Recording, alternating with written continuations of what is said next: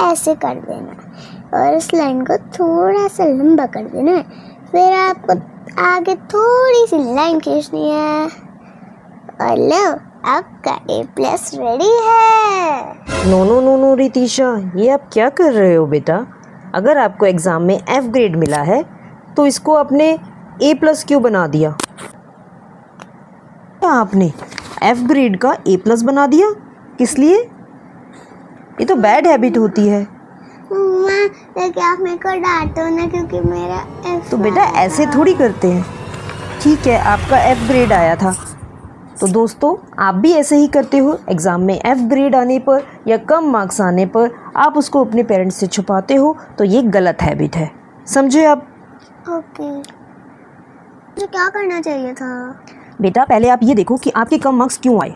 जिन topics में आप week हो या आप जो अच्छे से नहीं समझ पाते, आपको उन पे वर्क करना चाहिए। फेल होने का मतलब ये नहीं होता कि आप कमज़ोर हो। फेल होने का मतलब है आपने अपनी प्रैक्टिस को सही डायरेक्शन में नहीं किया। आपको इस चीज़ का ध्यान रखना चाहिए, चेक करना चाहिए कि मुझसे कहाँ मिस्टेक्स हुई और नेक्स्ट टाइम उस मिस्टेक्स पे वर्क करो और वो मिस्टेक्स दोबारा ना हो, समझे? तो दोस्तों आप भी ये स्टेप्स नोट करो कि जब कभी आपके एग्जाम में कम मार्क्स आते हैं तो आपको उससे किस तरह से डील करना है। एंड पेरेंट्स आप भी अपने बच्चों को गाइड करो कि कम मार्क्स आने पर उन्हें किन किन स्टेप्स पे वर्क करना चाहिए। फर्स्ट, फाइंड आउट कि वो कौन से टॉपिक्स थे, कौन से कंसेप्ट थे जो उन्हें समझ नहीं आए, जहाँ पे उन्हें कम मार्क्स मिले हैं।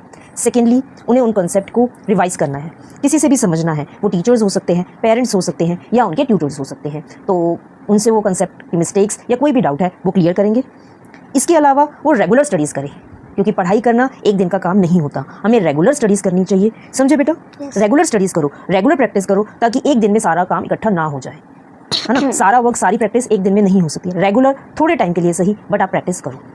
फेल होने का मतलब ये नहीं है कि आप अब कुछ कर नहीं सकते। फेल होने का मतलब है कि आपने कोशिश की मगर आपकी डायरेक्शन सही नहीं थी। So find out the right direction, कि आपने किस डायरेक्शन में किस तरह से काम करना है और पास होकर दिखाना है, अच्छे मार्क्स लेके दिखाना है। क्लियर? तो नेक्स्ट टाइम से ऐसा कुछ नहीं होगा। नहीं होगा। तो दोस्तों रेगुलर स्टडीज़ करो, अपने वीक एरियाज़ पे फोकस करो, उनको इंप्रूव करो, क्वेश्चनिंग की आदत डालो। अगर आप क्लास में स्टडीज़ कर रहे हैं, कोई क्वेश्चन क्लियर नहीं हुआ, आप उसी टाइम अपने टीचर से, अपने ट्यूटर से उनको क्लियर करो। जब डाउट्स क्लियर होंगे तो डेफिनेटली कोई मतलब ही नहीं कि आपके एग्जाम में आंसर्स गलत हो जाए। तो अब आप क्या कर सकते हो, आप क्वेश्चंस को देखो कि कौन से क्वेश्चंस आपके रॉन्ग हुए थे जिसकी वजह से आप फेल हुए। तो फेलियर होने का मतलब ये नहीं है कि आप हार चुके हैं। फेलियर होने का मतलब है कि अब आपने और भी सतर्कता के साथ, और भी मेहनत के साथ, और भी कॉन्शियस होकर, सोच समझ के अपना अगला कदम उठाना है, अपनी तैयारी करनी है और जीत को हासिल करना है। क्लियर? सो दोस्तों thank you, don't forget to like, share, subscribe. See you soon, bye bye.